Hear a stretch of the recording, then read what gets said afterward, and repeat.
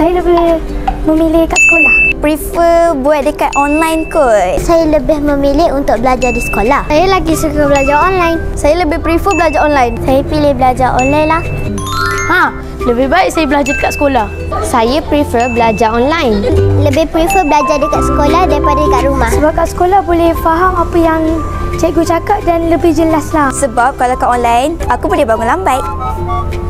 Kerana saya dapat tanya cikgu depan-depan dan lebih faham apa yang cikgu tanya. Sebab tak nak dengan cikgu membebel. Sebab tak nak jumpa cikgu-cikgu yang garang kat sekolah. Sebab saya boleh makan bila-bila masa saya nak.